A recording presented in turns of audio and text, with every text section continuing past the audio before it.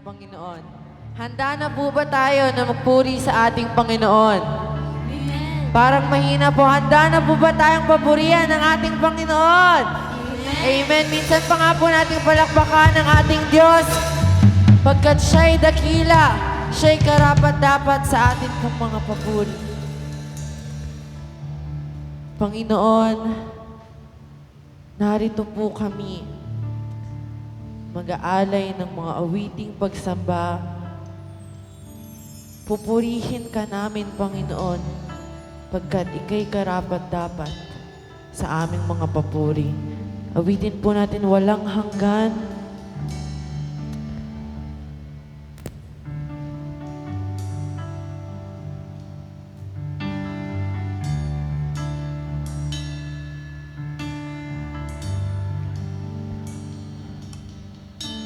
Walang hanggang katapatan sa buhay ko'y lagi mong alaan. Narito dahil sa biyaya mo, habang buhay magpupuri sa iyo. Pupurihin ka sa awit, itataas ang aking tinig, itatanghal sa buhay ko'y tanging ikaw, O Diyos. Higit pa sa kalangitan, ang iyong kalwalhatian, kadakilaan mo'y di mapapantayan.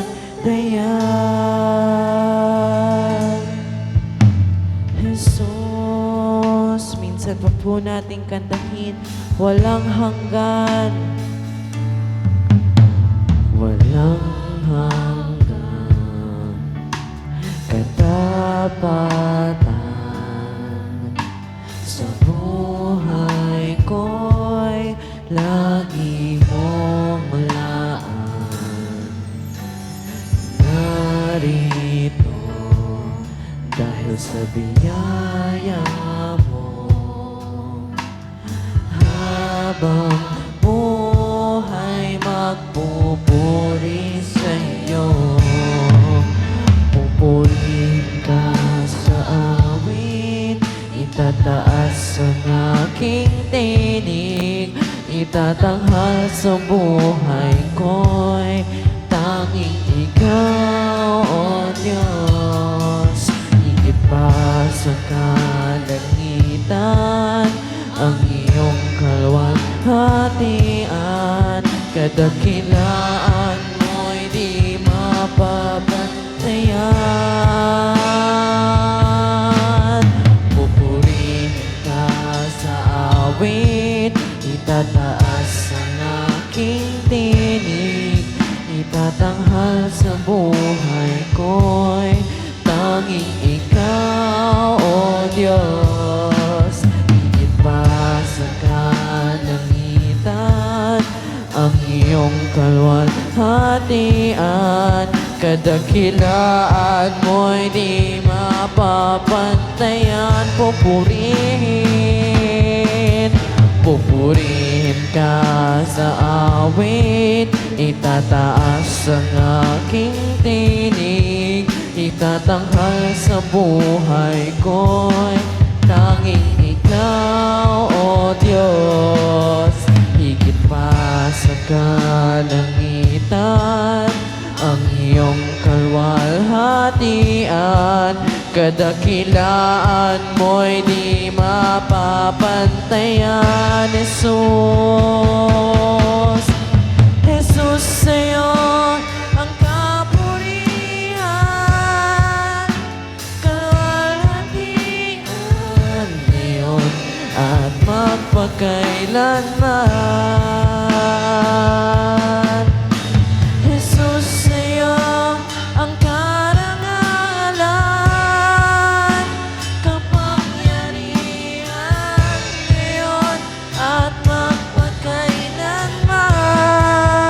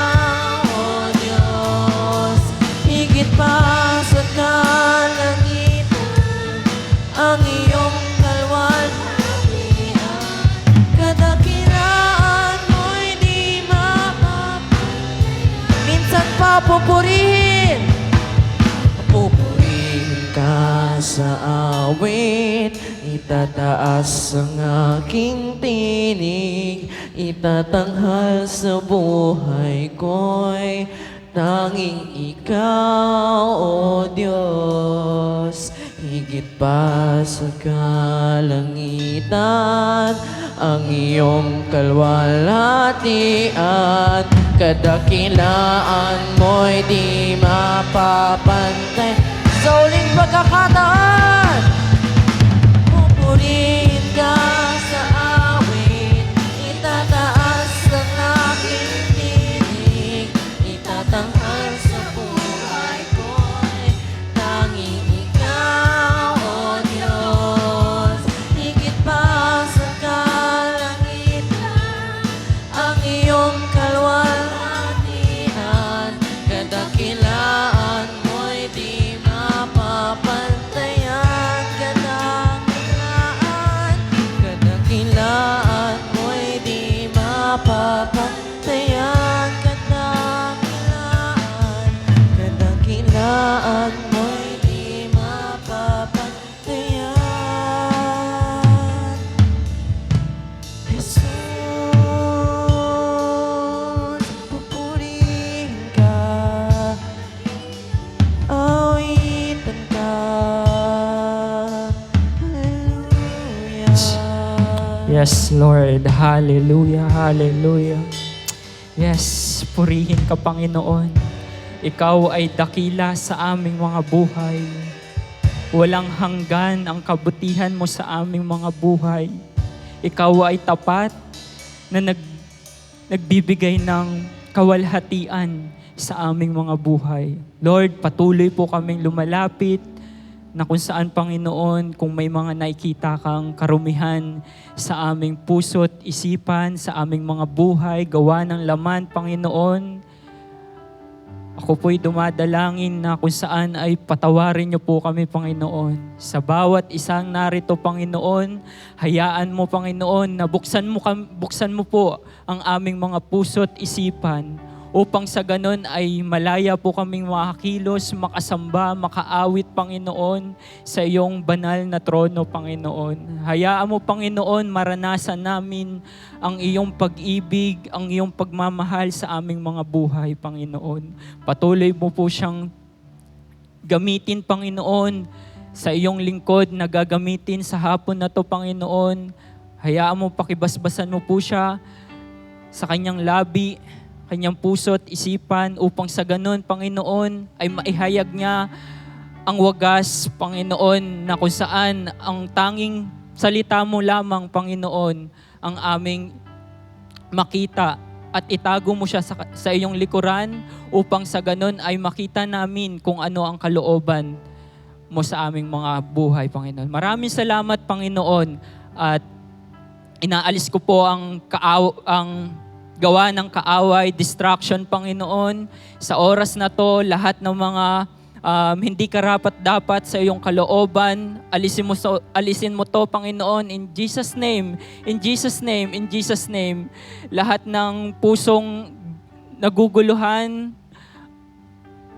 walang interes sa pakikinig, Panginoon, alisin mo to in Jesus' name, in Jesus' name. Hayaan mo maging malaya po kami makasamba, makinig ng iyong salita, na kung saan ay maisabuhay po namin ito, Panginoon, upang sa ganon, pag kami ay lumabas dito, Panginoon, ay punong-puno kami ng pag-ibig mo at punong-puno kami ng pag-asang nagmumula sa iyo, Panginoon, at mapakita namin sa maraming tao na kami ay Kristiyano, kami ay naglilingkod ng tapat sa iyo, Panginoon. Maraming salamat dahil ikaw ay napakadakila sa aming mga buhay. Alisin mo mga pagod ng bawat isa, Panginoon.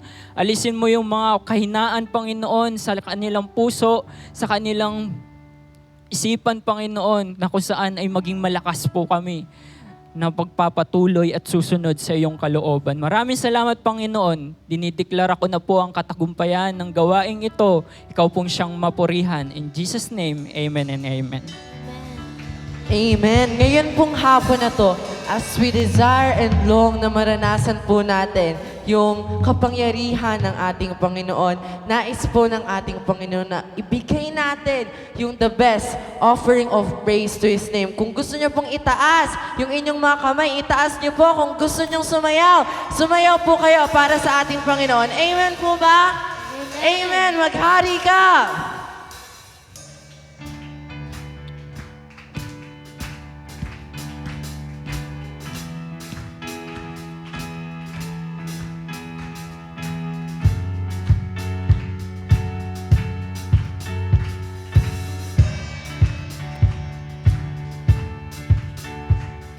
Sa gitna ng kaguluhan, ang tinig mo ay hanap.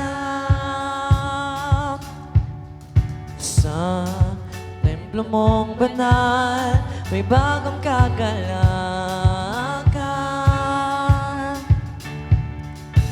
Ang tanging mananatili ay ang iyong sinabi. Sa kataas-taasan, ikaw pa rin ang hari. Let's declare, dakila! Dakila at kailan may di mahigitan. Ang ngalan mo ay kaligtasan ko. Ang iyong kaharian, ang aking atika. O Diyos, dalangin ko'y maghari ka. Sa gitna ng kaguluhan, ang tinig mo ay hanap. Sa templo mong banal, may bagong kagalakan. Ang tanging mananatili, ang tanging mananatili ay ang iyong sinabi. Sa kataas-taasan, ikaw pa rin ang hari. Dakila at kailan may di mahigitan. Ang ngalan mo ay kaligtasan ko. Ang iyong kaharian, ang aking adika. O Diyos, dalangin ko'y maghari. Dakila at kailan may di mahigitan. Ang ngalan mo ay kaligtasan ko. Ang iyong kaharian, ang aking adika. O Diyos, dalangin ko'y maghari ka. Oh, maghari ka. Oh, Panginoon. Sundin ang loob mo dito sa lupa, tulad ng sa langit. Sa'yo ang kaharian, kapangyarihan at kalwalhatian. Sundin ang loob mo dito sa lupa, tulad ng sa langit. Sa'yo ang kaharian, kapangyarihan at kalwalhatian. Patuloy po nating ideklara. Sundin ang loob mo dito sa lupa, tulad ng sa langit. Sa'yo ang kaharian, kapangyarihan at kalwalhatian. Dakila at kailan may di mahigitan. Ang ngalan mo ay kaligtasan ko. Ang iyong kaharian, ang aking adika. O Diyos, dalangin ko ay minsan pa. Dakila at kailan ba'y di mahihigitan. Ang ngalan mo ay kaligtasan kaligtasan ko, ang iyong kaharian, ang aking hadika. O Diyos, sa huling pagkakataon, dakila, dakila at kailanman di mahihigitan. Ang ngalan mo ay kaligtasan ko, ang iyong kaharian, ang aking hadika. O Diyos, dalangin ko'y mag-ari ka.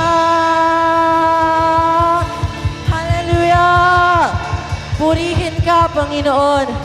Maghari ka sa aming kalagitnaan. Hallelujah! Hallelujah! Patuloy po tayo sa diwa ng pagsamba. Let's continue to come. Let's continue to bow down. Patuloy po tayong mag-alay ng papuri sa ating Panginoon. For He deserves our praises and adoration. Hallelujah, Jesus. Dakilang may likha, o ika'y kahanga-hanga, Panginoon. Dakilang may likha, ganap ang kabutihan, simula at katapusan, o ika'y kahanga-hanga.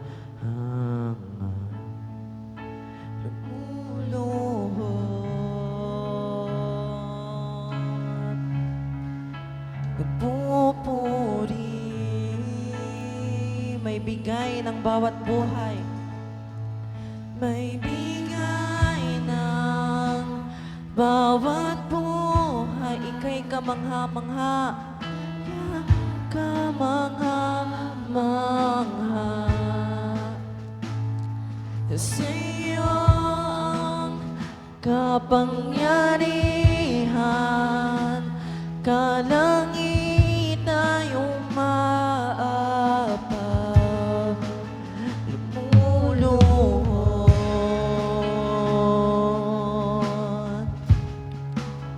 nagpupuri.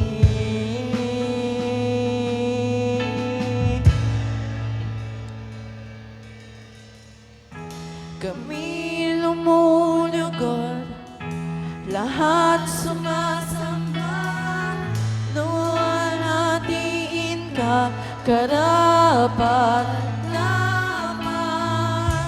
Buong kalangitan, papuri walang hanggan, dakila ka at banal, aming hari.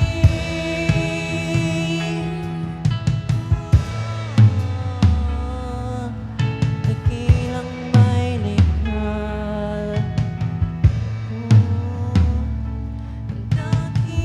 dakilang may likha, ganap ang kabutihan, simula at katapusan, o ika'y kahanga-hanga, lumuluhod,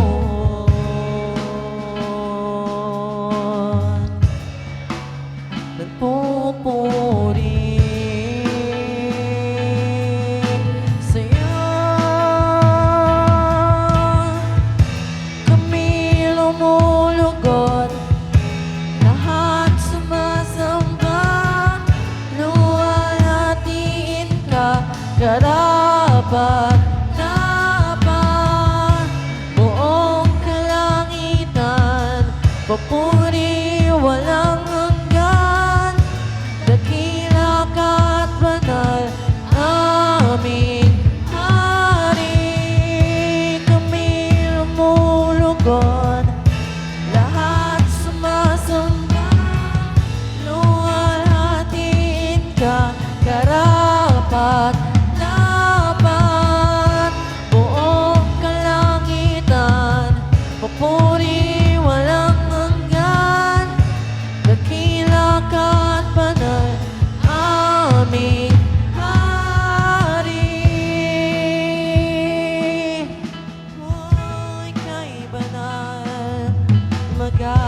ka, Panginoon, maghari ka. Diyos, ika'y banal, walang katulad. O ika'y banal, walang katulad. At Diyos, ika'y banal, walang katulad. Noon, ngayon, at bukas. Diyos, ika'y banal, walang katulad. O ika'y banal, walang katulad. Diyos, ika'y banal, walang katulad. Noon, ngayon, at bukas.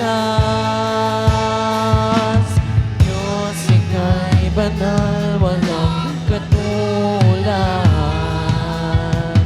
O ika'y banal, walang katulad.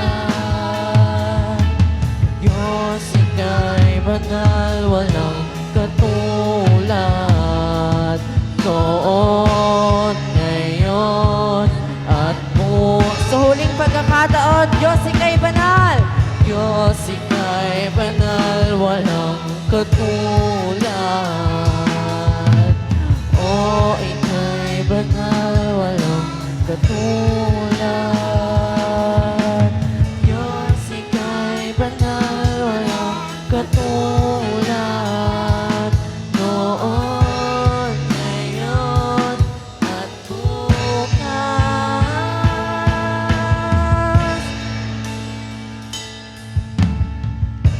Kami lumulugod, lahat sumasamba, luwalhatiin ka, karapat dapat. Buong kalangitan, papuri walang hanggan, dakila ka't banal, aming hari. Kami lumulugod, lahat sumasamba, luwalhatiin ka, karapat dapat. Buong kalangitan, papuri walang hanggan, dakila ka't banal. Sa huling pagkakataon, kami lumulugod. Kami lumulugod, lahat sumasamba, luwalhatiin ka, karapat dapat. Buong kalangitan, papuri walang hanggan, dakila ka't banal, aming hari. Oh, ika'y dakila. Oh, come on, church, open your mouths, praise the living God. Patuloy po nating sambahin ang ating Panginoon sa Espiritu at sa katotohanan.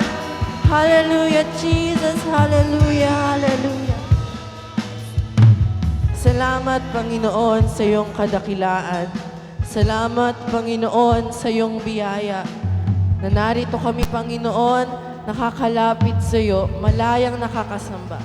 Kaya sa iyo po, ang pinakamataas na papuri, pasasalamat sa tanging pangalan mo lamang, Panginoon. Minsan pa po nating palakpakan ang ating Panginoon.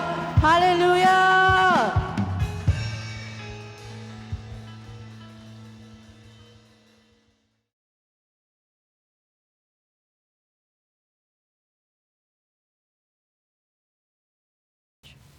Praise the Lord. Isa pong mapagpalang hapon sa ating lahat. Purihin po ang Panginoon sapagkat minsan pa tayo pong lahat ay dinala po ng Diyos upang po mong mag-aral ng kanyang buhay at makapangyarihan salita. Sa oras po na ito, kung kayo po ay may mga banal na kasulatan, makibukas po kayo sa akin sa Genesis chapter 34. Ang Ang ating pong pag-aaralan ngayon ay may pamagat na pong kinahihinatnan sa paglimot sa Diyos. Genesis chapter 34 mula talatang 1 po, 34 ng Genesis, mula talatang 1 hanggang talatang 31. Sama-sama po nating basahin. Minsan, si Dina, ang anak na dalaka ni Jacob kay Leah, ay dumalaw sa ilang kababaihan sa lupaing iyon.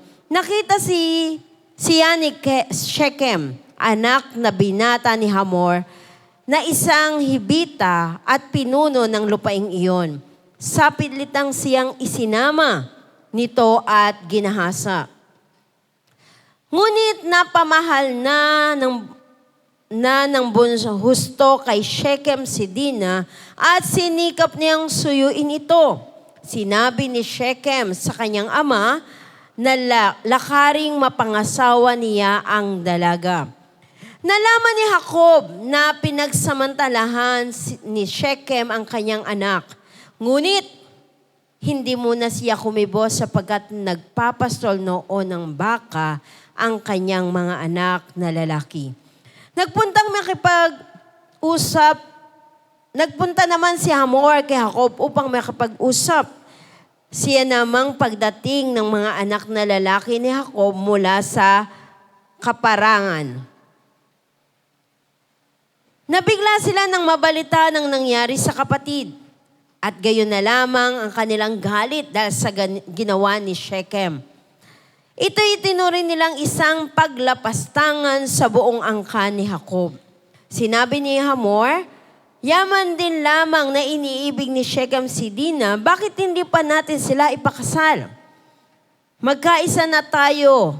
Hayaan nating mapangasawa ng aming mga binata ang iyong mga dalaga at ng aming mga dalaga ang iyong mga binata. Sa gayoy, maaari na kayong manatili dito sa aming lupain. Maaari kayong tumira kung saan ninyo gusto. Maaari kayong maghanap buhay at magkaroon ng ari-arian. Nakiusap ding mabuti si Shechem sa ama at mga kapatid ni Dina. Sinabi niya, pagbigyan na po ninyo ang aking hangarin at humiling naman kayo ng kahit anong gusto ninyo. Sabihin po ninyo kung ano ang dote na dapat kong ibigay at kung magkano pa ang kailangan kong ipagkaloob sa inyo, makasal lamang kami. Dahil sa paglapasang kay Dina, mapanlin lang ang pagsagot ng mga anak na lalaki ni Jacob sa mag-amang Hamor at Shechem. Sinabi nila, malaking kahiyan namin kung hindi tuli ang mapapangasawa ng aming kapatid. Papayag lamang kami kung ikaw at ang lahat ng mga lalaking nasasakupan ninyo ay magpapatuli. Pagkatapos, maaari na ninyong mapangasawa ang aming mga dalaga at ang inyo namang may mapapangasawa namin. Magiging magkababayan na tayo at mamumuhay tayong magkakasama. Kung di kayo sasang-ayon, isasama na namin si Dina at aalis na kami. Pumayag naman ang mag-amang Hamor at Shechem. Hindi na sila nag-aksaya ng panahon sapagkat napakalaki ng pag-ibig ni Shechem kay Dina. Si Shechem ay ginagalang ng lahat ng kanilang sambayan. Sa may pintuan ng lungsod, tinipon ng mag-ama ang lahat ng lalaki sa Shechem. Sinabi nila, napakabuting makisama ng mga dayuang dumating dito sa atin. Dito na natin sila patirahin, maluwang din lamang ang ating lupain. Pakasalan natin ang kanilang mga dalaga at sila na may gayon din. Ngunit, mangyayari lamang ito kung ang ating mga kalalakihan ay patutuli na tulad nila. Sa gayon, ang kanilang ari-arian, mga kawan at bakahan ay mapapas sa atin. Sumang-ayon na tayong mamuhay silang kasama natin. Sumang-ayon naman sa panukalang ito ang mga lalaki at silang lahat ay nagpatuli. Nang ikatlong araw na, matindi pa ang kirot ng sugat ng mga tinuli.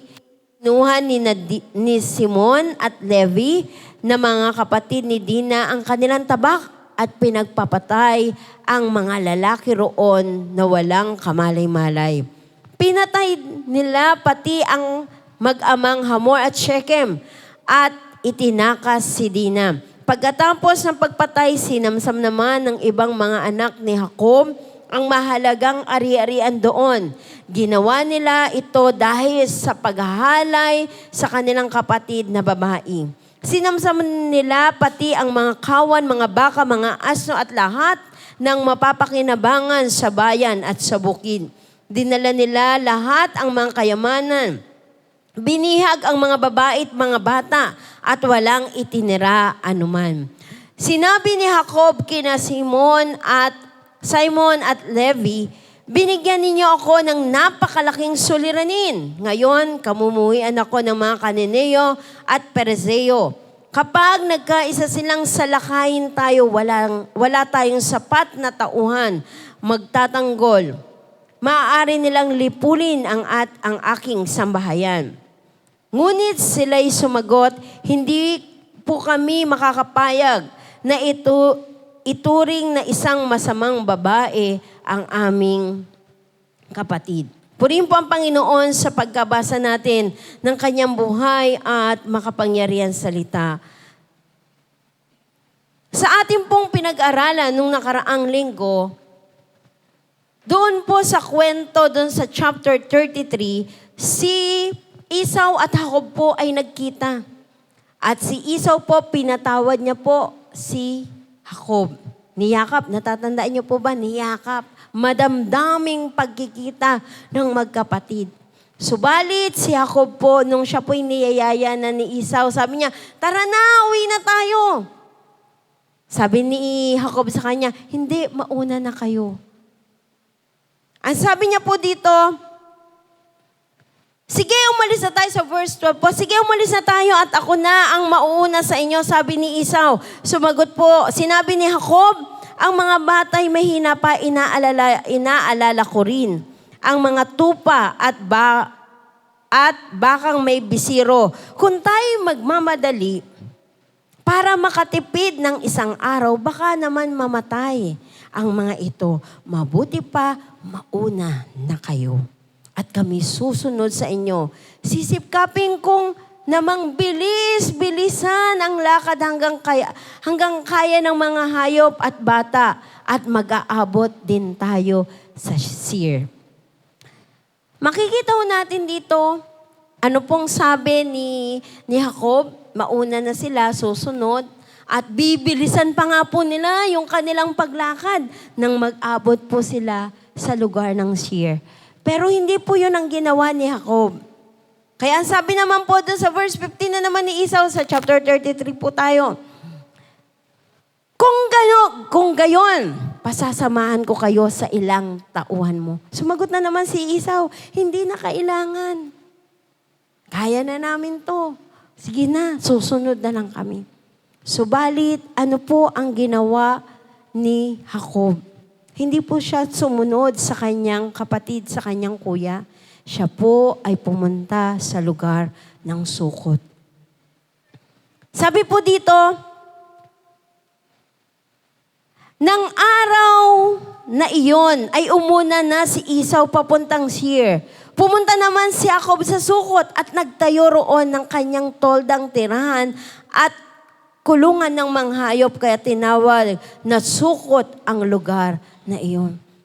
So si Jacob po, hindi po siya, bagamat na-receive niya na po ang pagpapatawad. Lumihis po siya ng lugar na pupuntahan. Kaya naman po sila po ay nakarating doon po sa lugar po. Sa verse 19, ang sabi diyon, ang parang na pinagtayuan niya ng tolda ay binili niya sa tagapagmanang si Hamor, na ama ni Shechem, sa halagang 100 pirasong pilak. Doon siya nagtayo ng altar na tinawag niyang Elohe Israel, na ang kahulugan ay si El, ang Diyos ng Israel. So makikita ho natin dito na ito pong si Jacob, imbis na pumunta po siya, sumunod po siya sa kuya niya na doon sa share, bumalik. Kasi po pinababalik po siya. Doon po sa chapter 32, kung babalikan po nating pag-aaral, sabi po ni Yahweh, umuwi ka na, bumalik ka na doon sa bayan nyo. Ngayon po nangamba po, di ba si Esau? Kaya po siya po nanalangin. Sabi niya, Yahweh, pinatnubayan mo ako, binigyan mo ako ng maraming, dati ito lang, tungkod lang ang dala ko, pero ngayon meron na akong mga baka, natatandaan niyo po yon, yung pong turong yon. Pinagpala po siya. Tapat po ang Diyos at mabuti, subalit, nung siya po'y pinapabalik, hindi po siya bumalik sapagkat patuloy pa rin po yung kanya pong pangamba. Na baka pagdating doon, hindi nga siya pinatay nung sila'y magkasalubong, baka naman pagdating doon. Yun po yung kanyang pag-iisip. Hindi pa rin po siya nakaka-move on. Madumi pa rin po yung isip po ni Jacob. Kaya naman po, dito po sa chapter 34, dahil nga po sa hindi pagwaglit o hindi po pagpansin, hindi po pag-alala ni Jacob sa mga pangako, sa mga kabutihan ng Diyos, sa mga sinabi ng Diyos sa kanya, sa mga pinapagawa ng Diyos sa kanya. Alam niyo po ba, meron pong itong kahinatnan o yung pong tinatawag na consequences. Sa lahat po ng pagkakamali, tayo po'y pinatawad, pero meron po yun consequences. Meron po yung meron po yung tinatawag na result. Halimbawa po, ikaw po'y nagkamali. Di ba po dahil sa ating pagkakamali, dahil nga mali, tandaan po natin, yung mali, magre-resulta po yun ng mali. Tama po ba? May mali po ba na nagresulta ng tama? Wala po. Kung ano po yung ginawa natin, halimbawa po, ikaw po ay, pag po nagnakaw ang isang tao, mali po yun. Ano po yung kahinan na, hindi naman nahuli, Sister Joy. Nakalusot. Yes, hindi siya nahuli. Subalit, darating din po ang oras. Darating po yung oras. Na bagamat, sabi nga po, di ba, kahit na marami ka, magkamal ka naman ng mga salapi, subalit, para lang po yung butas. Kahit ang dami-dami po nating pera, kung sa mali nang galing. Di ba po parang saglit lang. Di ba saglit lang po yun, mauubos. Saglit lang po yung mawawala. Ilan na po yung pong mga nanalo ng loto. Pagkatapos po manalo ng loto, nabaksak. Yung iba nga po nangamatay. Bakit po? Inatake. Nung makita, 1,000,000. Nakita, talagang, di ba po? Makahawa ka nga lang ng sahod mo, talagang iingatan mo eh.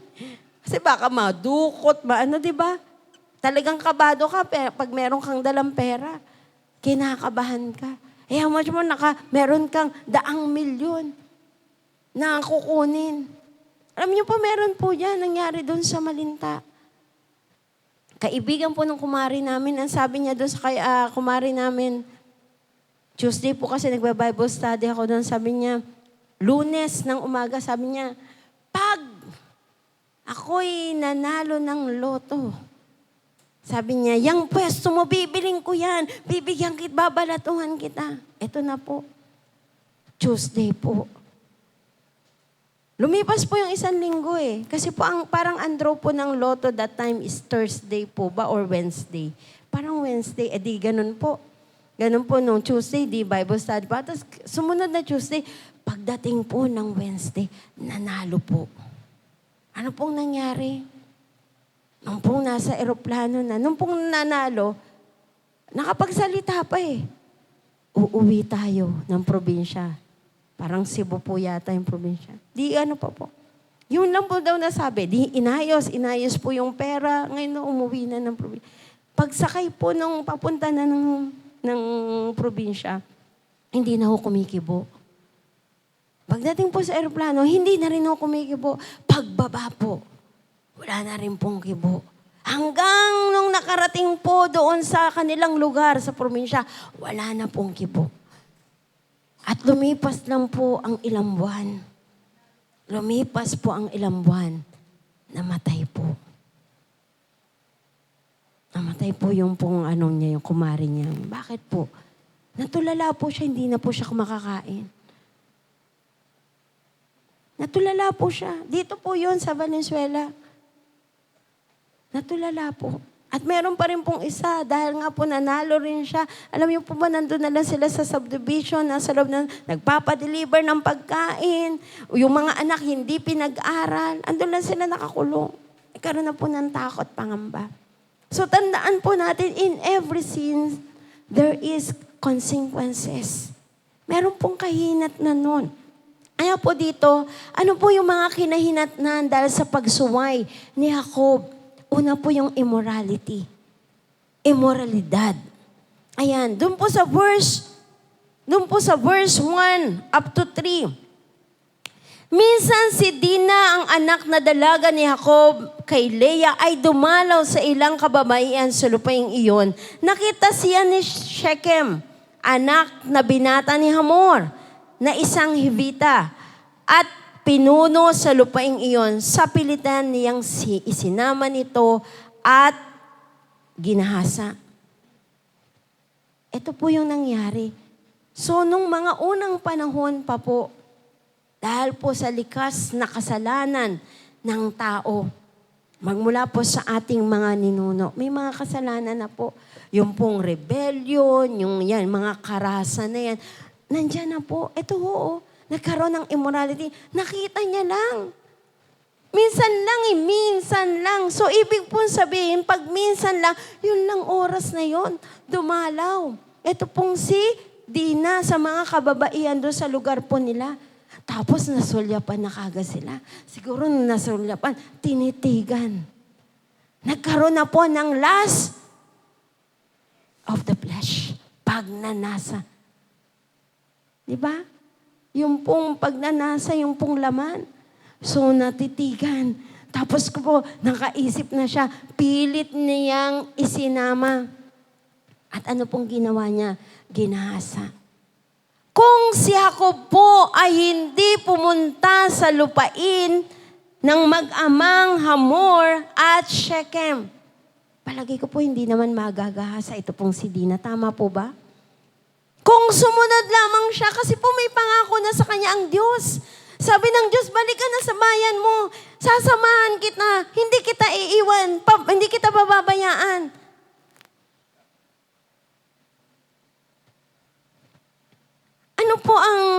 Ano po ang ginawa ni Jacob? Hindi po siya sumunod sa Diyos. Nakalimutan niya po ang pinangako ng Panginoon na kahit saan mang dako maparoon si Jacob, kasama niya ang tapat at banal makapangyarihang Diyos.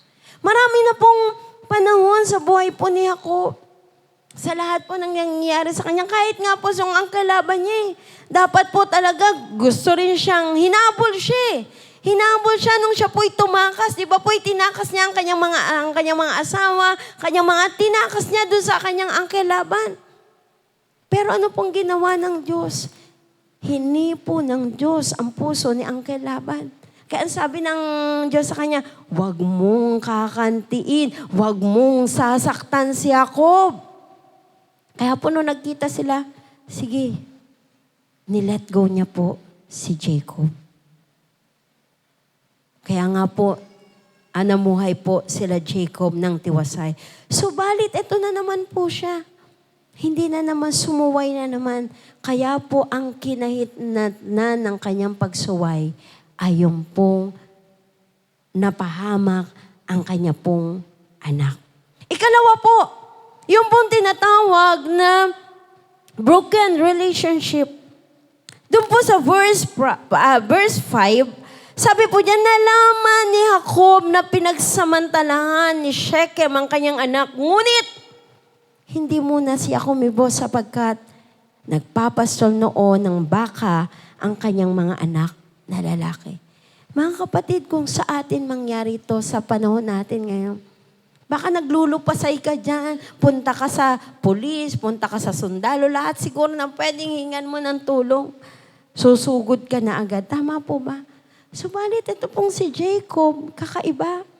Nung malaman niya, nagahasa si Dina, napahamak si Dina, Marahil hindi natin tumingin lang ba siya? Tapos kasi po ang sabi ng Biblia, hindi kumibo. Ngunit, hindi mo na siya kumibo. Para pong sinabi, ay, yung anak ko nagasa, okay lang. Walang aksyon, walang reaksyon. Tayo mga anak po natin, pag wala pa ng 10 oras ng gabi, malate lang ng pag-uwi, magte-text na tayo, aalala na tayo. At kapag kami ng away, sino po dito yung sugod school? Hindi po sugod bahay, sugod school. Sugod paaralan, sugod. Ayan. Ewan nung mga maliliit yung natin, yung mga anak natin, pagka yung anak natin, ma, si teacher pinagalitan ako kasi itong naggulo, ginulo ko nung di ba pupunta tayo sa school? Sumusugod tayo sa school, mga nanay. Minsan nga, kahit mali na yung anak natin, sige pa rin tayo Kakampihan natin yung mga anak natin. Subalit ito, biruin nyo, ginahasa na. Tapos hindi ka kiibo. At inantay niya pa po na yung pong mga kapatid ni Dina na makabalik. Hindi po isang araw ito mga kapatid na nangyari Hindi po isang araw to. Huwag niyo pong akalain na isang araw lamang to. So nag-antay pa po ng ilang araw bago kumilos. Kaya po nung pong malaman ng mga kapatid ni Dina na ito nga po ay ginahasa, sila po'y galit na galit. At nagkaroon po ng tinatawag na karahasan. Karahasan.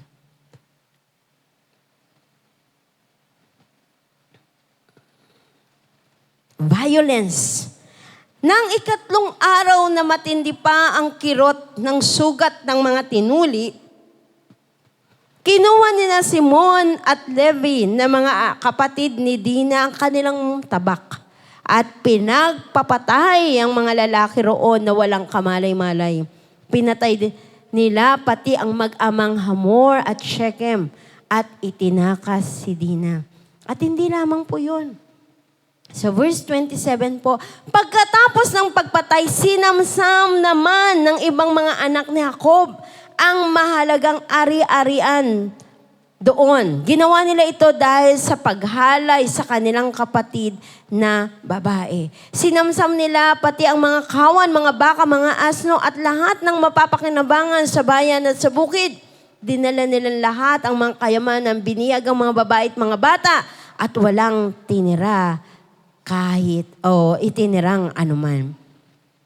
So dito po makikita po natin na bukod po sa pagpatay, violence talaga yung kaharasan, talaga yung ginawa nila.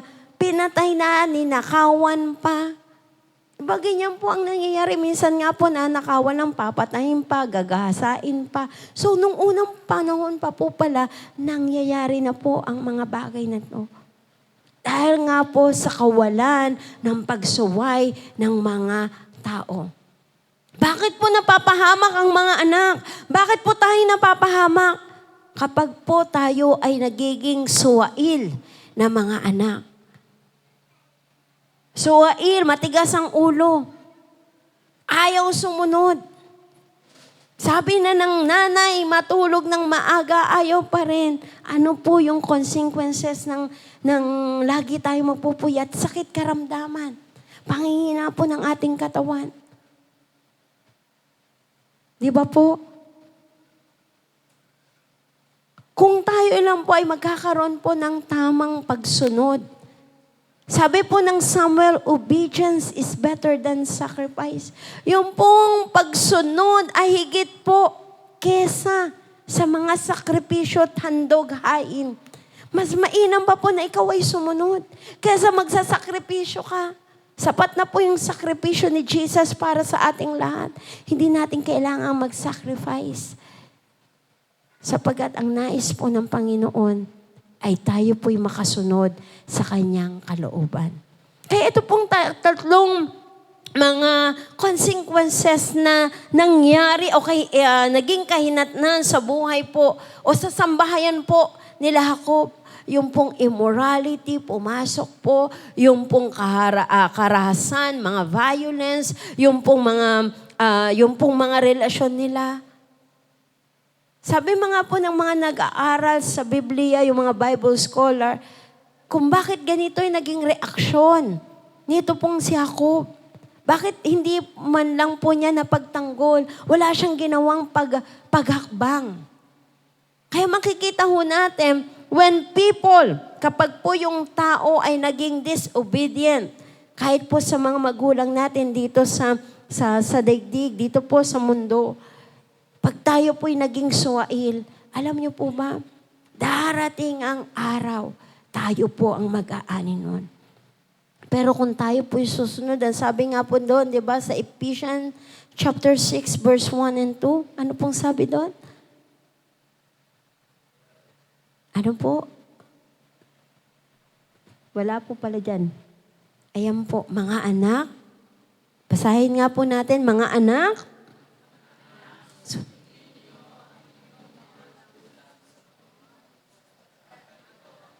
Verse 2 po. Nawala po.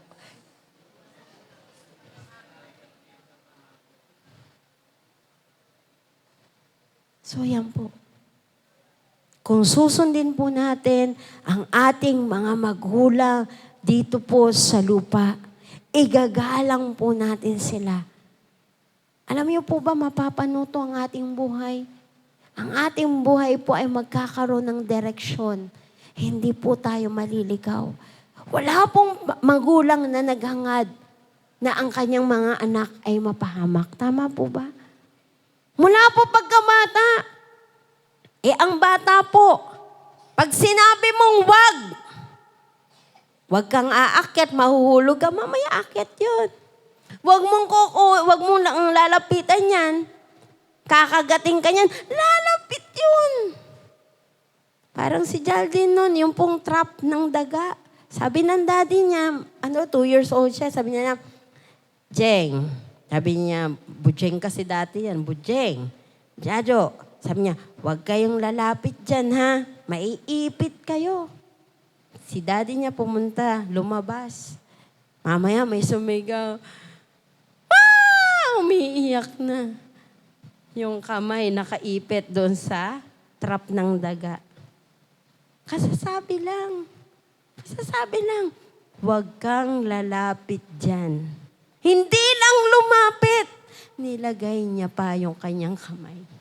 Di ganyan. Iyak-iyak siya. Sinabi, huwag lalapit. Hindi nga lumapit. Hindi lang lumapit. Hinawakan pa, pinasok pa yung kamay. Ipit siya. O sinong napahamak? Sometimes ganun po tayo. The more na sinasabing wag, lalo po nating sinusubukan, lalo tayong pumupunta. Diba? Parang inaano natin, ano kaya mangyayari sa akin pag ginawa ko to? Parang hinahamon natin lagi yung ating mga sarili. Hindi, kaya ko yan. Sinasabihan na wag. So yun po ang kahinatnan. Ano pong kailangan ng isang tao upang ang maging kahinatnan po ng ating mga buhay ay hindi negatibo, bagkus positibo po? Doon po sabi po dyan, ang need natin ay yung pong tinatawag na repent. Magsisi po tayo. Pagsisihan po natin, kung meron po na mga nakalipas na panahon sa ating mga buhay, meron po tayo mga nagawang pagkakamali. Laging matigas ang ating ulo, suwail tayong mga anak, hindi natin ginagalang ating mga magulang. Yung ating sarili, pinaparusahan natin. Pinapahirapan natin ang templo ng Diyos. Bakit po? Ikaw na wag matulog sa gabi. Ikaw na wag kumain. Ikaw na ang maglakwatsa kung saan-saan. Pahirap po yun. Pahirap, pasakit po sa katawan yung ating ginagawa. Sa Matthew chapter 3 verse 2 po, ganito ang kanyang sinasabi, Magsisi na kayo at talikuran ang iyong mga kasalanan sapagkat malapit nang dumating ang kaharian ng langit. Ito po'y panawagan sa ating lahat. Let us repent. Magsisi po tayo ng ating mga nagawang kasalanan. Kung meron pa po tayong mga kasalanan nung bata na hindi pa po natin napagsisihan. Si Sir Joy, every year, inuunti-unti ko yan. Nagkukumpisal kami every ganito, taon-taon merong kumpisal. Hindi dapat po tayo taon-taon mangumpisal. Araw-araw, mangumpisal po tayo sa Diyos. Humingi tayo ng tawad, magsisi tayo ng ating mga kasalanan. Magsisi po tayo. Pagkagising, bago matulog, magsisi po tayo ng lahat nating mga nagawang pagkakamali. Kaya nga po, di ba yung mga namamatay? Yan, malapit na po yung araw ng mga patay. Di ba yung mga namamatay, minsan, bago pumunta yan, minsan may mga pumupunta po sa mga bahay-bahay. Di ba po? Tapos, parang humingi ng tawad. May mga ganon, di ba po? Na pagkakataon, sabi niya, ano pa yan? Nagkausap pa kami niyan eh. Nagkabati kami niyan eh. Di ba? Humingi ng tawad, nagkaroon kayo ng reconciliation. Baka naman wala na magsisi niya sa inyo, matakot. Baka pag nagsisi ako, bukas patay na ako. Hindi po yun. Kung hindi, dapat po talaga maging handa po tayo sa ating buhay na ito. Anytime po, ang kamatayan po natin, wala pong oras. Diyos lamang po ang nakakaalam ng takdan, panahon, na tayo po'y kukunin niya na. Pero anumang mangyari, lahat po ng nagawa natin pagkakamali, pagsisihan po natin. Kasi po habang hindi po natin pinagsisisihan ang ating mga nagawang pagkakamali, yung consequences po nun, tuloy. Wala pong patid yan. Pansinin niyo po sa buhay ni Jacob. Si Jacob po, punong-puno po siya ng pandaraya. Punong-puno po siya ng pagkatakot. Punong-puno po siya ng kawalan ng pananampalataya. Pero nakita po natin din yung katapatan ng Diyos. Ang dami pong pagkakamali ni Jacob. Dinaya niya yung kapatid niya. Di ba? Yung pong soup. Di ba? Yung pong pulang patani na pinagpalit po doon yung karapatan niya bilang Tapos yun po nung binasbasan siya. Di ba nagpanggap siya si Esau? Kaya nga sabi niya ako, yung tinig, parang kay Parang kay Esau. Di ba?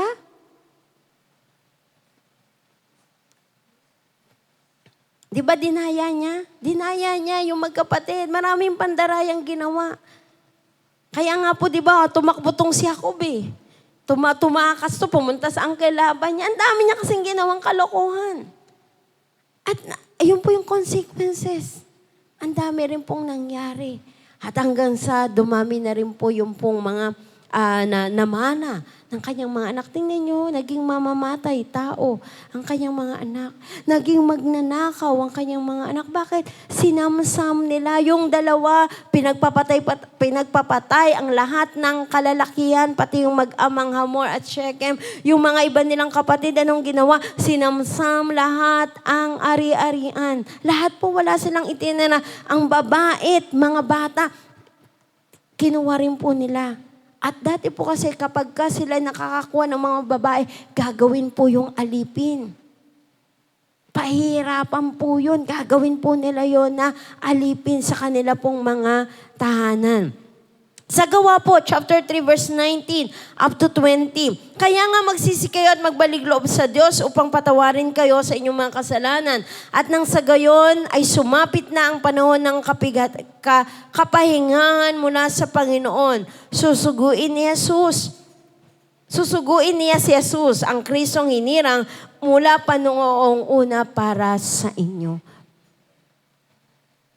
So, ang sabi po dyan na tayo pong lahat ay magbalik loob sa ating Panginoon. Nang sa gayon po, yung pong mga nangyaring sumpa sa loob po ng pamilya. Pansinin niyo po, kapag po yung pong ama o yung pong magulang, ang nararanasan nila ay puros, sila po ay magnanakaw. Yung anak po, magiging ganon. Yung sumunod po, ganon. Hanggang sa salin lahi, ganon po. Dahil nagpapasalin-salin po yung sumpa. At ang kahihinatnan po doon, pagkawasak. Ang kahihinatnan po doon ay mga violence. Nanganganak po. Yung pong nangyayari. Ito pong si Jacob, nandin lang eh. Nandin lang siya doon sa kanyang kapatid. Pero tingnan niyo po pagdating doon sa kanyang mga anak, yung kanyang mga anak naging violente na. Naging magnanakaw na. Dahil nga po nagpasalin-salin na ang sumpa ng kasalanan. Kung si Jacob po ay sumama doon kay Esau sa Seir, hindi po mangyayari to. Hindi po mangyayari to. Subalit dahil nga po sa katigasan, sa pagsuway ni Jacob, sa kanyang takot, sa kanyang pangamba, sa madumi niyang pag-iisip. Kasi una pa lang po eh. Ano nang ginawa niya? Pumili na siya ng mga hayop. Sige, bigay mo yan kay Esau para pag nagkita kami, tanggapin niya ako. Tapos nalalangin siya. Tumugon naman si Yahweh sa kanya. Subalit, ganun pa rin po yung kanyang ginawa. Hindi pa rin po siya umuwi sa kanilang bayan. Hindi pa rin po siya sumunod kay Esau doon po sa Seir. Sabi doon po kasi sila magtatagpo eh. Pero sa iba po siya nagtayo ng kanyang toldang tirahan. Sa 1 John chapter 1 verse 9. Subalit kung ipapahayag natin ang ating mga kasalanan, patatawarin tayo ng Diyos sa mga ito at lilinisin tayo sa lahat ng ating mga kasalanan sapagkat siya'y tapat at matuwid. Mga kapatid, if we confess our sin, He is faithful and just to forgive us and cleanse us from all unrighteousness. Lahat po mula pagkabata. Wala pong lingid sa Diyos. Alam po ng Diyos. Bukas po ang ating buhay sa kanyang harapan. Subalit, nais po ng Panginoon na ihayag natin ang pagkumpisal. Ihayag natin ang ating mga kasalanan. Nung po ako'y makakilala sa Panginoon, May 9, 1988, first time ko pong sinabi sa Lord, Panginoon, patawarin mo po ko sa mga kasalanan ko.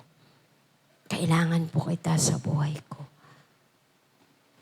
Nung gabi po na yon, Wednesday po yun, nung gabi po na yon, nung nanalangin po ako, lumuhod po ako, naririnig ko na ang mga salita ng Diyos. Subalit nung gabing yon, doon ko nasabi, sabay luhod, Panginoon, patawarin mo ko sa aking mga kasalanan. Dahil nga po broken family kami, magulo yung pamilya namin, bagamat yung aking nanay ay talagang nagsika para po kami itaguyod, 8 po kami magkakapatid. Pero parang dahil nga po may galit sa puso, may galit ako sa puso ko sa tatay ko. Sa lahat ng lalaki, galit ako dyan. Kaya nga ako nagtomboy-tomboy ako. Di lang halata dahil binago na po ako ng Lord. Meron po ako dyan mga barkada. Tomboy-tomboy ho kami. Tali kami ng panyo dito. Pag wala na yung t-shirt dito. Tapos naghahabulan kami dyan sa may GNT, yung school dyan. May simbahan dyan eh. Tapos may habulan dyan. Naghahabulan kami doon. Tapon namin yung mga namin. Tapos meron kaming mga short na hanggang dito yung puruntong. Pag alisin namin yun. Alisin namin pala, takbuhan na kami. Pero hindi naman po kami nagbibisyo. Basta wag lang, nadala rin po ako napadapa po ako noon, napalo ko ng teacher ko, grade 2 po ako. Bakit po?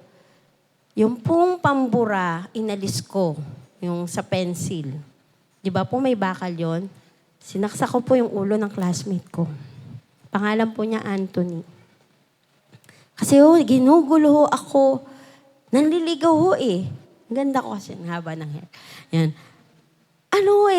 Tas susulat sa akin, nag-aaral ako, susulatan ako, at tayo nga po ako. kasama ko pa po yung isa pong, yung anak po ay naging classmate ni Janay, yung Pascual po.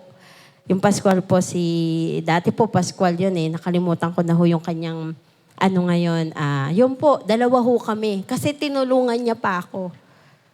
Tinulungan niya po ako nung pagsaksak kong ganon, binalya niya pa yun yung lalaki na office po kami at pinadapa po kami, pinalo po kami ng teacher namin. 3 palo po, yung kasi pwede pa po namamalo eh. Dapa po talaga kami dun sa desk. Yung desk pong diretso pa. Doon po, pinadapa kami doon, pinalo po kami 3 beses. Kasi talaga po dumugo siya. Sabi ko nga po, paano po kasi pinakita ko naman tapos yung mga sulat. Nilalagyan niya kasi ng I love you, yung mga notebook ko, yung mga ko. May crush kasi sa akin. Di ba? Tas nanggugulo, nagsusulat, tayo talaga ako. Yun. So, ganun po kami, elementary, high school, ganun po kami. Nagtotomboy-tomboy. Pero 2nd year high school po ako nung makakilala sa Panginoon. Kaya pagdating ko po sa Baguio, hindi na po ako ganun. Wala na po yung mga tali-tali kong panyo, yung mga wrist-wrist kong ganyan. Wala na po yun. Tapos sombrero pong nakabaliktad. Alam ko yun. Tapos nakatali yung mga ganun po, pumorma. Ayun, nag-aano-anuhan. Kasi po may galit po ko sa puso ko sa mga lalaki at tatay ko. Sabi ko kasi, kung hindi kami iniwan ng tatay ko, sinisisi ko po siya lagi. Alam niyo po ba, nagdarasal ako sa loob ng simbahan? Sinisisi ko pa rin. Hindi po ang Diyos, tatay ko. Sabi, Lord, kung hindi kami hindi kami magganito, hindi kami maghihirap. Pero nyo, sa pagpasok namin, maglalakad kami, wala kaming baon. Lagi namin naiisip yun. Mula Perez hanggang doon sa Genti School, naglakad lang po yun. Ang lit po namin, mabigat po yung mga libro, lalakarin mo yun. Kung hindi mo ba naman maiisip yung tatay mo. Diba? Sa paghihirap mong mararanasan. Tapos lugaw ang yung pagkain. Lugaw sa umaga, lugaw sa gabi, lugaw sa tanghalit gabi. Iba't ibang flavor nga lang, maasim, matamis, walang lasa. Kasi pag walang asin, asukal. Kaya toyo. Di ba, Tena? Alam mo yan, di ba? Yan ang pagkain namin. Kasi party-party pa po kami noon. Kaya ganun po yung galit ko. Kaya nung time po na ako'y nakakilala, sabi ko po sa Lord, patawarin mo ko. Alisin mo po yung galit. Pero lumipas pa rin po yung pong panahon. Matagal ko pa rin po napatawad. Mula 1988 po, 1992 lang po ako nakilaya doon sa pagkapuot sa tatay ko. Galit pa rin po ako sa tatay ko. Dahil marami po akong naging experience pa sa kanya. Pero yung po 1992 nung tunay po ako nakalaya. So magsisi po tayo. At ang kahinatnan ay nakabatay sa tamang pagpili. Kaliwa, kanan, sulong o atras. Ikaw po ba ay pupunta sa kanan, sa katotohanan? O ikaw ay lilihis, dito ka po sa kaliwa? O ikaw ay susulong o aatras ka na? Ayoko na. Daming problema eh. Dami naming nararanasan. Yung kahinatnan po ng ating kinabukasan, nakabatay po yan kung ano yung pipiliin po natin sa buhay natin ngayon. Kung pipiliin po natin si Jesus, ang kanyang presensya, ang kanyang mga salita, ang sabi po sa Psalms 119 verse 105, Thy word is a light unto my feet and a lamp unto my path. Ang salita po ng Diyos. Salita mo isang tanglaw na sa aki ay patnubay as sa landas kong daraanan liwanag na tumatanglaw. Gusto po ba nating maliwanagan ang ating mga buhay?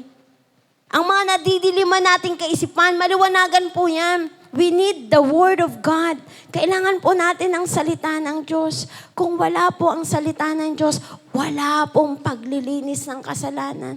Dahil po kapag habang binabasa natin ang kanyang salita, naririnig natin ang kanyang mga tinig. Ang tinig ng Diyos sa pamamagitan ng Biblia. Unti-unti po, binabago po tayo ng Panginoon.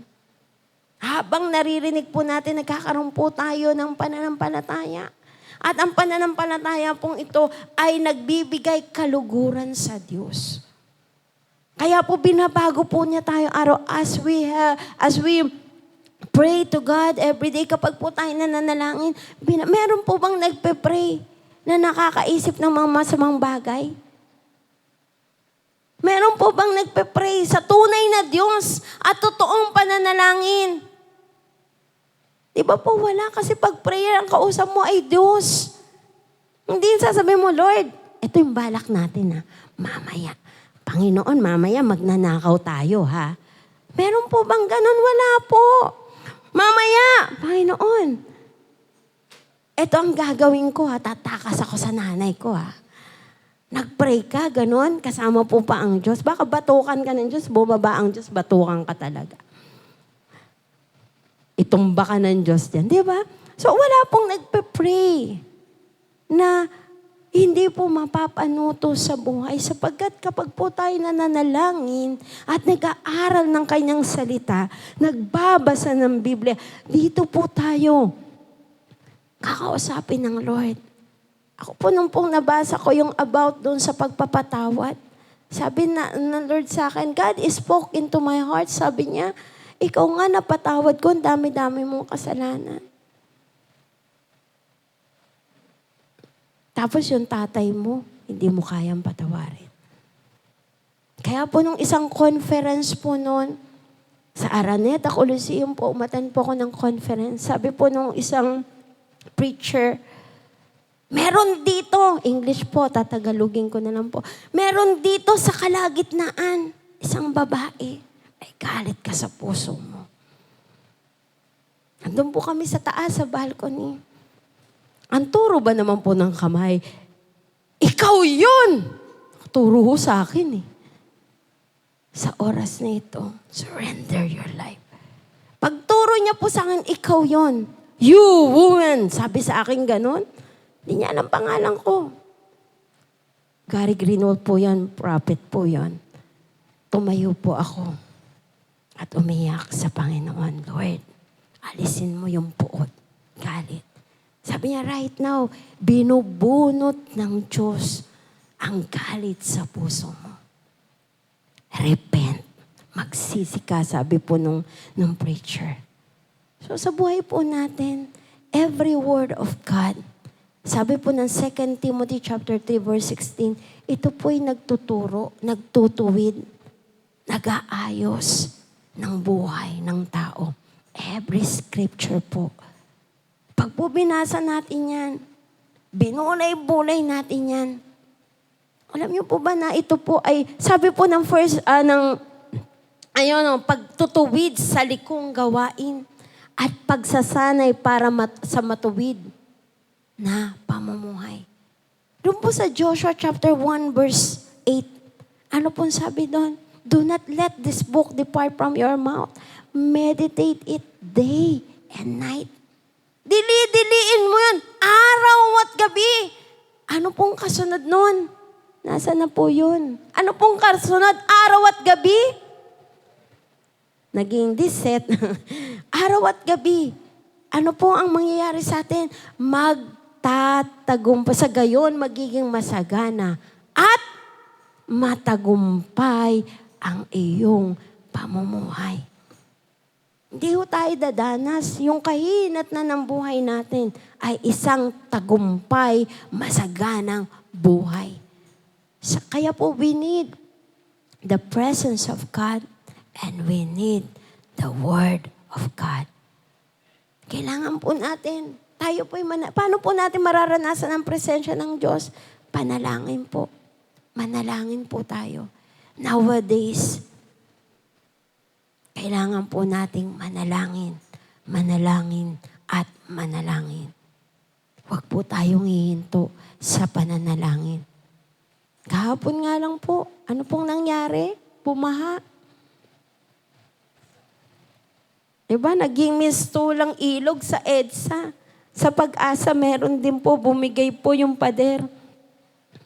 Una po, okay pa yung tubig. Tama lang po, maya-maya rumaragasa na daw po yung tubig. Yung po pala, nasira na yung pader dun sa dulo ng Pag-asa.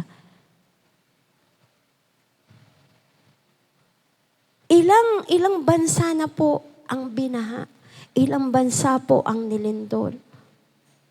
Dahil sa mga tinatawag natin na mga, yung po bang mga solid waste na ginawa po ng tao, na ginawa po natin, kasama po tayo doon mga kapatid. Bakit po? Pag kumain ka ng candy, sa mo nilalagay? Tapon mo sa daan. Ngayon may sweeper! Nagwawalis siya maghapon. Yung po palang basura, wala sa daspan, wala sa basurahan. Nasaan po? Hindi, nasa kanal. Hinulog sa kanal. Kaya po yung mga MMDA kahapon, lahat sila nandun, nakanyos po yun. Hindi po ito chismis. Totoo po. Kinuha nila ang mga basura sa kanal. Actually po, meron kaming mga nakikita po na sweeper talagang nilalaglag. Minsan nga po si pastor, sinisita eh. Sabi niya, ate, huwag mong ilaglag dyan. Si pastor ho pagka yun talagang nagbababa, baba mo bintana, baba mo.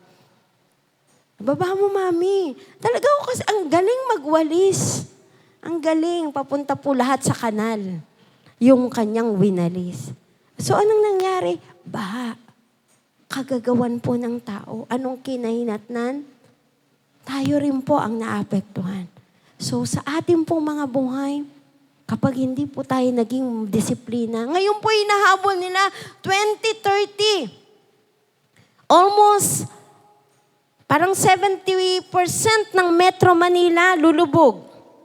Pinipigilan po nila yun. Ilang taon na lang? Ano pong taon na? 2023 na lang. Ilan na po yun? Minus 2030. 7 years. Sabi po, gumagawa ho sila ng mga batas.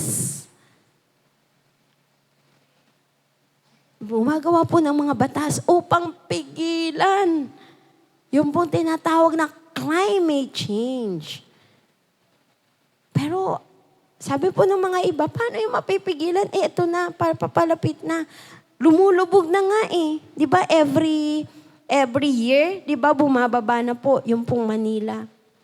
Kasi po yung pong tubig sa dagat ay tumataas po. So, umaano na rin po, di ba po, nagkaroon ng reclamation dyan, sa MOA.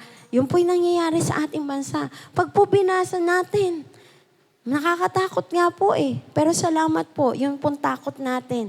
Dahil tayo po'y mananampalataya, tayo po'y mga anak ng Diyos, nawawala po, pinapawi po ng ating Panginoon. Kaya sa buhay po natin, mga kapatid, hindi pa po huli ang lahat bilang mga Kristiyano.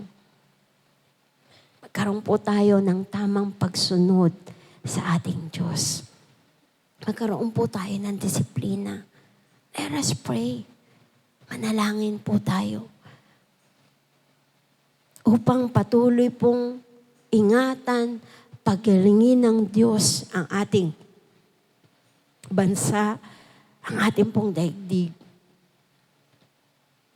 Bagamat, ang sabi po ng Matthew, ang lahat ng mga bagay nito ay mangyayari.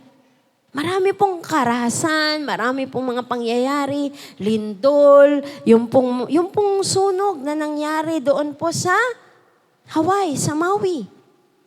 Pero nyo, sabi nga pong gano'n, may isa pong kabataan na lumapit sa akin, sabi niya, saan nanggaling yung apoy? Sinong nag-apoy? Sabi ko, walang nag-apoy, walang nagsunog. Bakit nila sinunog? Sabi ko, walang nag-apoy. Yun yung tinatawag na, ano pong tawag doon? Wildfire. So, biro nyo, yung isang bukirin, bigla na lang sisiklab. Tapos dire-diretso yung apoy. Hindi mapatay eh. Kasi di ba ang lawak po. Ang lawak po nung nangyari. So, pero po tayo po mga Christian, tayo po yung mga mananampalataya. Alam niyo po ba, i-spare po tayo ng Diyos.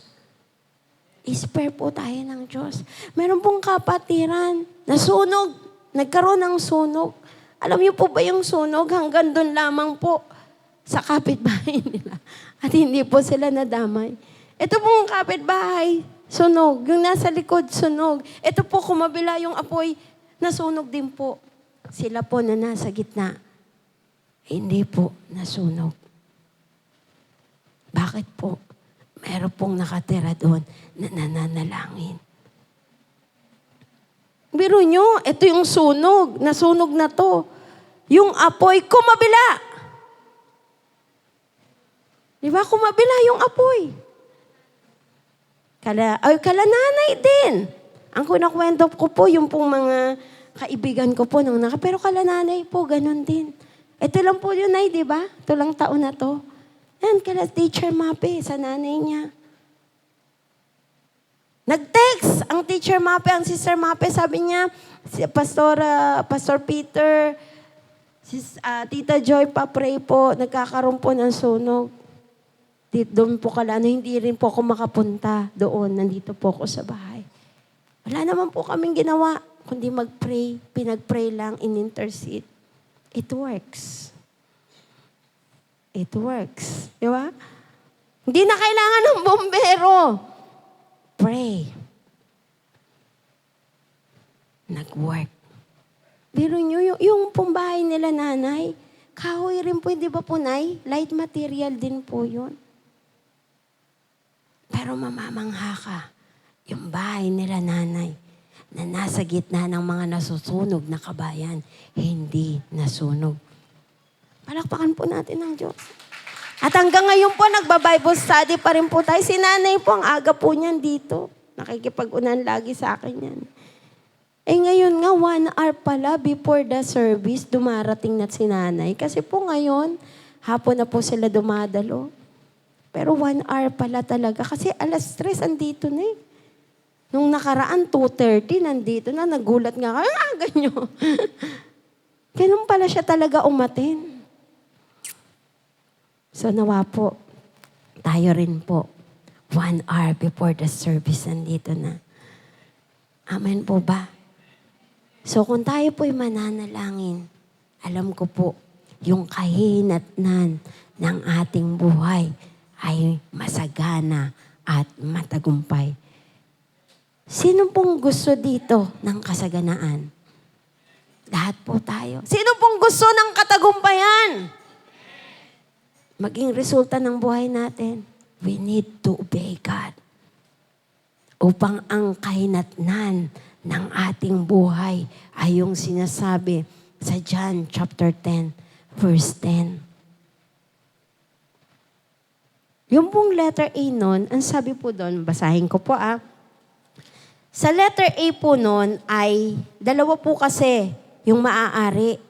Sa pagpili pa rin po tayo sa John chapter 10, verse 10.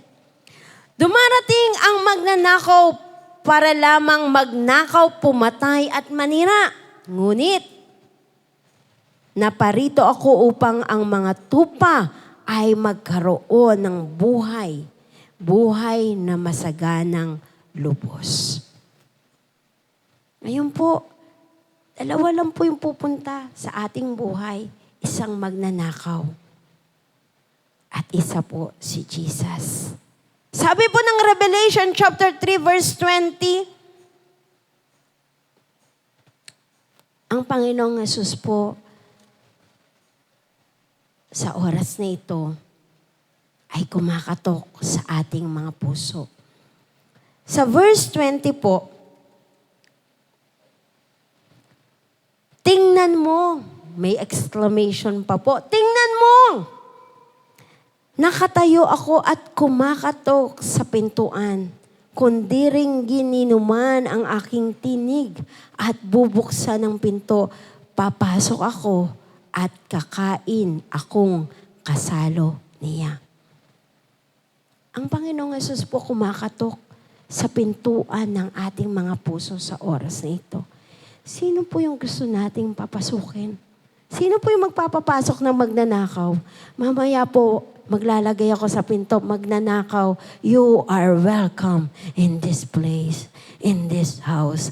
Come, magnakaw ka na. Meron po ba? Gustong, mamaya po, magpapagawa po tayo mamaya kay Brother Jaldi ng karatula sa bahay nyo. Welcome ang mga magnanakaw. Wala pong sinuman. Kaya po sa oras, pero sometimes po, we welcome Satan in our life. We welcome yung pong gawa ng kadiliman sa ating mga buhay. Pero sa oras po na ito, sino po yung gusto niyong papasukin? O gusto niyo po bang papasukin si Jesus na kumakatok sa inyong puso sa oras na ito? Sabi niya, tingnan mo. May exclamation. Kumakatok ako sa pintuan. Kung ako'y diringgin mo at papapasukin, magkasalo tayong kakain. Ibig mong sabihin, maninirahan si Jesus sa ating mga puso kung ang ating puso'y bubuksan natin. Hindi po religion ang ating papapasukin. Kung ang religion po ang magliligtas, lahat po ng religion. Ilan po ang religion? Research po. Ilan ang religion, total religion sa Pilipinas? Ilan po? Lagpas 1,000, tama po ba? Napakarami pong religion. Kung religion ang makakapagligtas, kapatid, lahat sapian mo. Lahat sapian mo. Pumasok ka sa lahat. Mula umaga ng linggo, atinan mo lahat. Lahat ng makita mong church, pumasok ka. Sige, magpa-member ka, magpa-baptize ka. Gawin mo lahat ang gusto nila. Kung religion lamang po. Subalit hindi po religion ang napako sa krus ng Kalbaryo. Sabi po ni Jesus said, John 14:6, Jesus said, I am the way, the truth, and the life. No one can come to the Father except by me. Wala pong religiong nabanggit. Wala rin pong grupo. Hindi rin po ang apandisrak. Hindi po rin po itong ito ang magliligtas. Tanging si Jesus lamang po. Kaya si Jesus po, yung paghariin natin sa ating mga buhay, papasukin natin sa ating mga puso. Diyan, na-research mo na ilang religion? Baka may gusto ditong, po, sa buong mundo, ilan kuya? 4,000? Sa buong mundo po yun, 4,000. So kung kayo nandito sa Pilipinas, may religion sa Italy, pumunta pa rin kayo sa Italy. Dapat member tayo dun. Kasi malay nyo yung nandito sa Pilipinas, lahat hindi yung kasali sa listahan ng kaligtasan. Eh di, dapat lahat punta tayo Italy, palista. Punta tayo dito, palista tayo lahat. Pero hindi po eh. Jesus is the way of salvation. Walang ibinigay sa silong ng langit na sukat ikaligtas ng tao, kundi ang pangalang Jesus lamang. Nasa atin po ang choice. Hindi po namimilit ang Diyos. Pero sasabihin ko po sa inyo ng tahasan. John 3:16.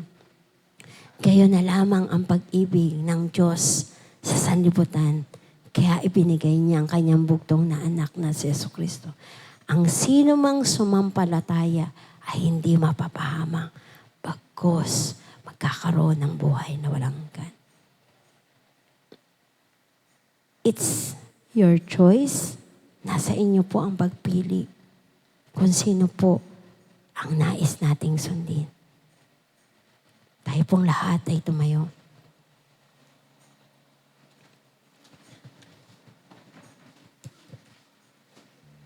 Hallelujah, Jesus. Panginoon, dalangin namin sa hapong ito, kami po'y pagharian mo. Ang aming buhay ay isang bukas na aklat sa iyong harapan. Wala po kaming malilihim. Wala pong maitatago.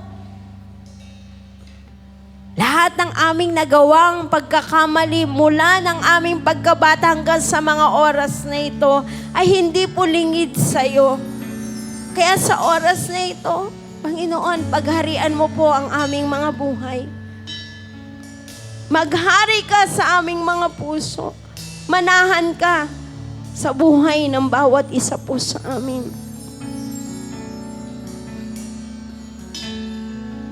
Yes, Jesus.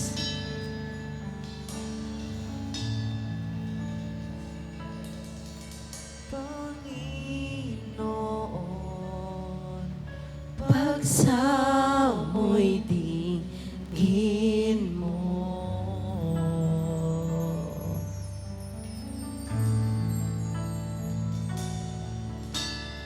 Buhay ko, hindi lingid sa'yo.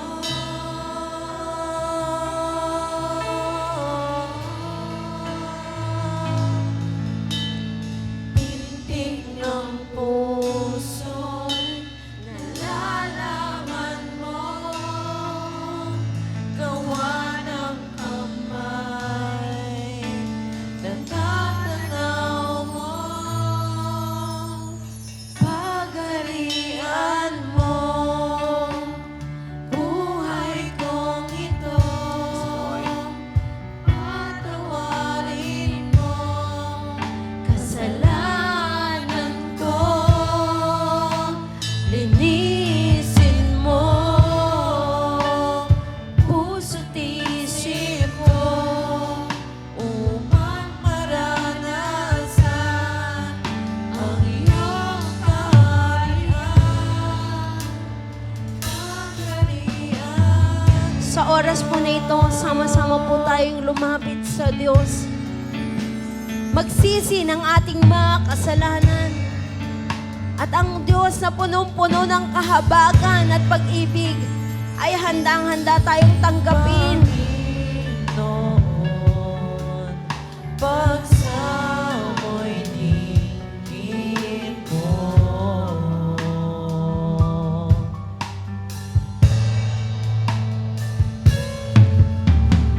Buhay ko'y hindi lingid sa'yo.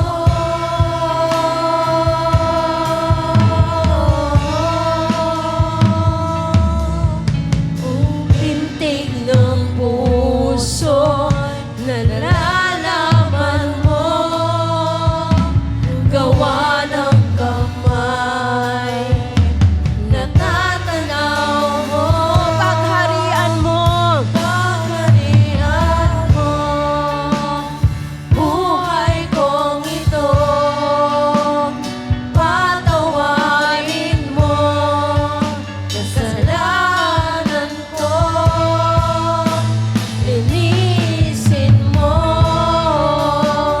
puso't isip ko, upang maranasan ang iyong kaharian.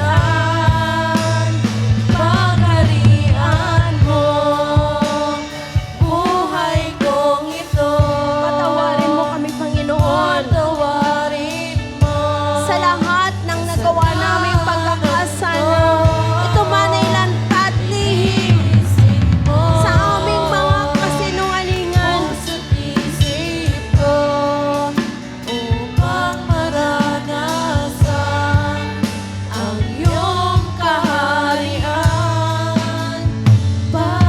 Pagharian mo. Sa oras po na ito, hingi po natin ng tawad sa Diyos ang lahat ng ating pong nagawang pagkakamali. Panginoon, patawarin mo po kami sa aming kataasan, sa aming kayabangan, sa mga nagagawa naming mga immoralidad, sa mga nagagawa naming violence, sa nagagawa naming pagsuway. Patawarin mo po kami sa aming pong kayabangan, sa aming pong kasinungalingan. Linisin mo kami, Panginoon. Kung ang aming bibig ang aming isip ay marumi. Nakapagsalita kami ng mga bagay na hindi tama at nakakasakit sa iyong damdamin maging Panginoon sa kapwa. Lord, patawarin mo po kami. Kung kami man ay nagiging negatibo, nawawala ng pag-asa, nawawala ng pananampalataya, patawarin mo po kami. Linisin mo po ang aming mga buhay sa oras nito. Linisin mo kami, Panginoon. Patawarin mo kami. Pinagsisisihan po namin ang mga nagawa naming pagkakasala mula pa pagkabata hanggang sa mga panahong ito. Mga kasalanang paulit-ulit naming ginagawa. Patawarin mo po kami. Linisin mo ang aming buhay ng iyong banal na dugo na nabubuhos sa krus ng Kalbaryo. Lord, Ikaw ay napako para sa aming mga sala. Mula ulo hanggang talampakan, dumanak ang dugo. Tumigis ang dugo sa krus ng Kalbaryo upang maging kalinisan ng lahat ng aming kasalanan. Tawarin mo kami, Panginoon. Kaya po sa oras na ito, natatanaw namin, bawat araw natatanaw namin ang iyong kabutihan. Namamalas namin ang iyong katapatan. Nararanasan namin ang iyong kapangyarihan sa aming mga buhay. Marapat lang na ikaw ay purihin. Ang lahat ng tao ay luluhod at magsasabing ikaw ay Diyos. Ikaw ay Panginoon. Bawat araw natatanaw ang kabutihan mo. Bawat oras, kapiling kapangyarihan mo. Hindi mo kami iniwan. Hindi mo kami pinabayaan.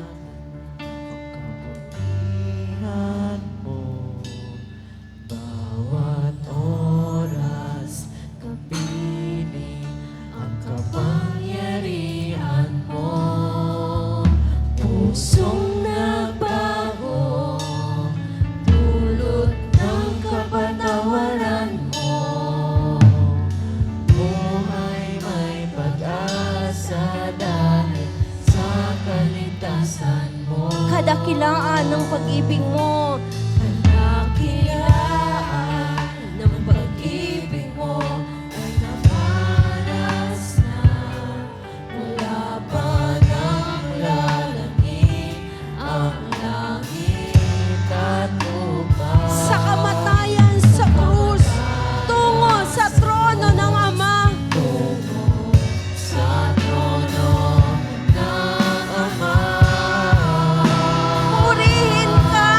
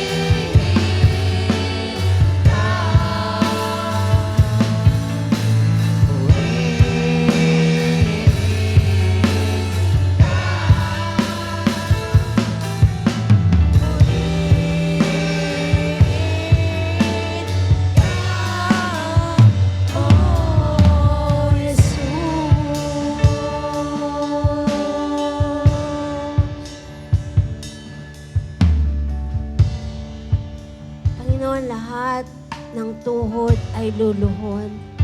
Lahat ng labi magsasabing, Ikaw ay Diyos, Panginoon. Kaya sa hapong ito, hayaan mong ideklara ng aming mga labi na Ikaw ang Diyos ng aming mga buhay. Na Ikaw ang Panginoon ng aming mga buhay. Maghari ka sa aming buhay. Pagharian mo ang aming mga buhay. Ikaw po ang masunod. Ang kalooban mo ang mangyarit maganap sa aming pong mga buhay. Salamat, Panginoon. Tinitiwala po namin ang aming buhay sa iyong pagpalang kamay. Ang aming kinabukasan, ang aming pamilya, ang aming pangarap, ang lahat-lahat sa amin, tinitiwala po namin sa iyo. Salamat po, O Diyos. Salamat sapagkat sa hapong ito, Ikaw ay pumasok sa bawat puso namin at Ikaw ay mananahan sa aming mga buhay. Salamat, Panginoon, sa iyo po ang lahat ng kapurihan. Sa iyo ang lahat ng karangalan, pagluwalhati at pagsamba sa tanging pangalan naman po ng aming Panginoong Jesucristo na aming tagapagligtas, Diyos at Panginoon. At ang lahat po ay magsabi ng Amen and Amen. Hallelujah! Hallelujah! Seryohan po natin ang kabutihan ng ating Panginoon. Patuloy po nating ideklara na tayo'y susunod sa Kanya. Maghari ka, Panginoon!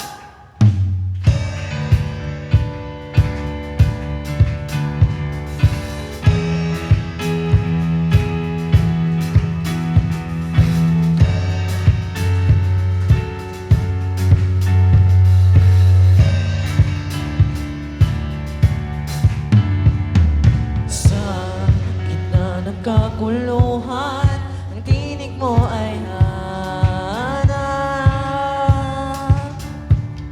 Sa templo mong banal, may bagong kagalakan.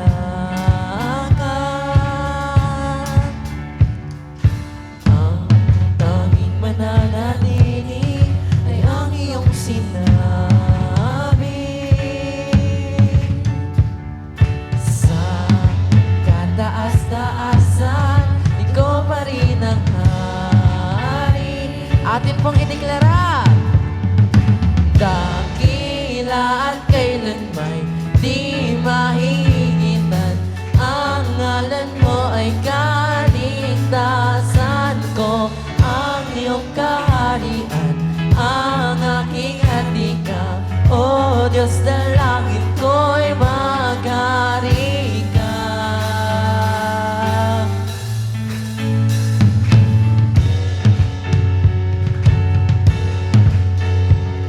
Sa gitna ng kaguluhan, ang tinig mo ay hanap.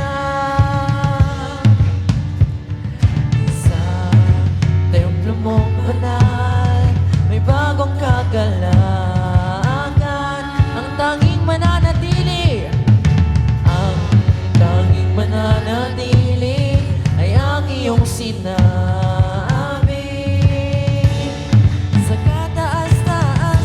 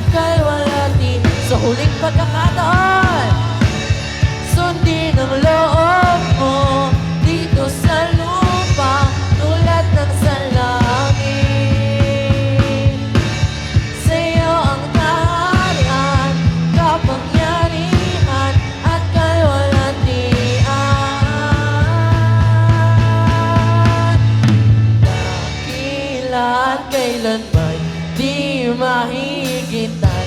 Ang ngalan mo ay kaligtasan ko. Ang iyong kaharian ang aking atika. O Diyos, dalak ko'y maghari na kailan kailanman di mahigitan. Ang ngalan mo ay kaligtasan ko. Ang iyong kaharian ang aking atika. O Diyos, dalak. Let the people sing dakila. Dakila at kailanman di mahigitan. Ang ngalan mo ay kaligtasan ko. Ang iyong kaharian ang aking atika. O Diyos, dalak. Sa huling pagkakataon, dakila at kailanman di mahigitan. Ang ngalan mo ay kaligtasan ko. Ang iyong kaharian ang aking atika.